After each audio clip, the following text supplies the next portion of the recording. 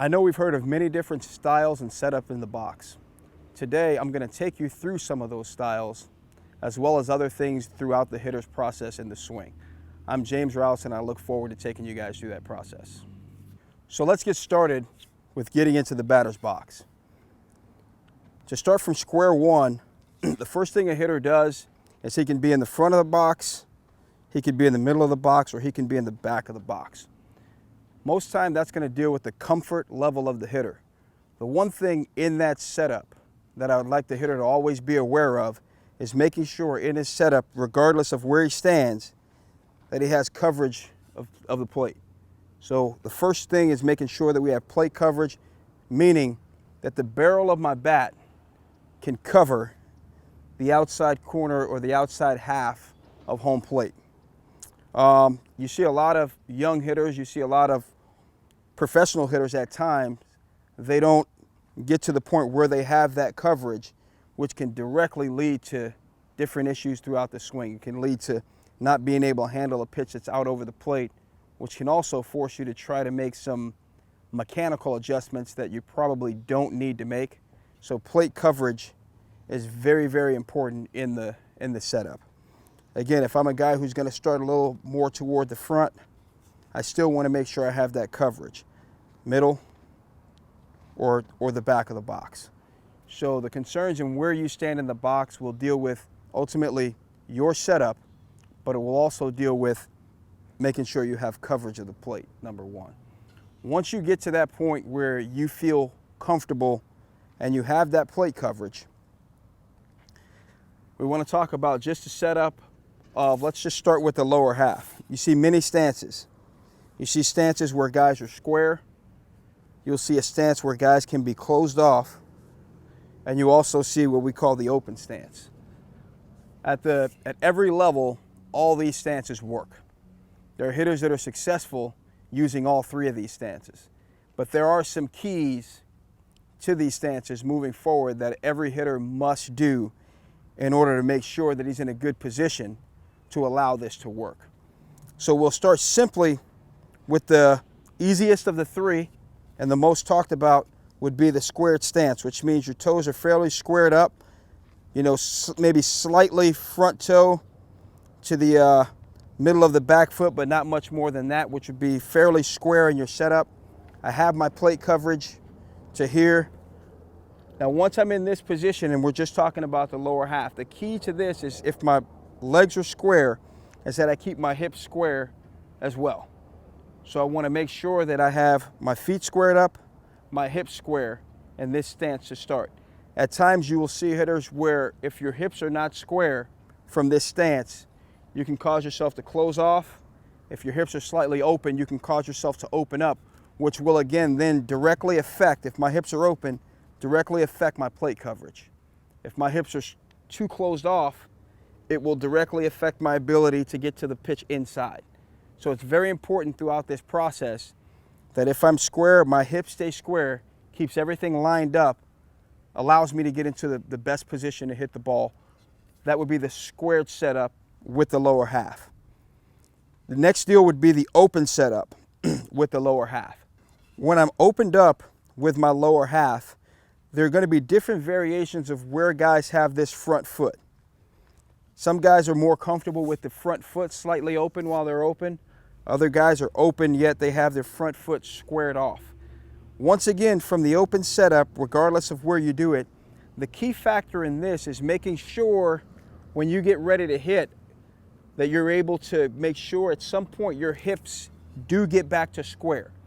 If you're open and you stride open, you still have to have the ability to control the hips to keep your hips square, which will make sure that you can consistently have the plate coverage that we talked about. The difference in setups and stances sometimes comes strictly from that, comes from a guy's lack of plate coverage if he gets into an open stance and does not know how to use that stance properly. Once again, from again being in an open stance as a hitter, if this is the way I'm going to go to the ball, it does a couple things for me in a positive way. It will help some hitters get better vision of the pitcher. They're opened up, their eyes, they've got both eyes facing the pitcher. They got great vision to see the ball. Sometimes hitters are not as comfortable when they're squared up or closed off and they can't see as well, this would be one guy who may like an open stance, who may like to use an open stance. It'll help with vision. It helps you see the field better, keeps you in a more relaxed position. With this position here is where we want to be from the open side moving forward. Again, hips being the key factor in these different setups. And I mean, sometimes we talk about our feet. It's not very important to me that our feet are always square. Our feet are here. Our feet can be wherever they want. The key to hitting is making sure that once you land or once you get to that position, that the hips are squared up, not necessarily just the feet. So we want the hips to be squared up in these situations moving forward.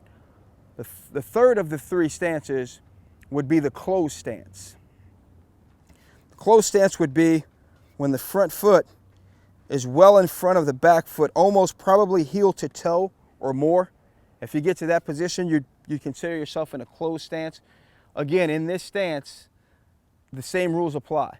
There are some guys that are going to be closed off a little differently. Not very concerned about what happens on the front foot in this area. I'm more concerned about the hips.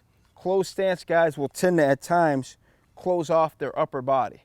Have to be sure that the upper body doesn't close off, because that'll directly affect, once again, my ability to have the plate coverage that I want and to be square. The key as a hitter is to maintain this plate coverage regardless of the stance I use. I want to maintain this.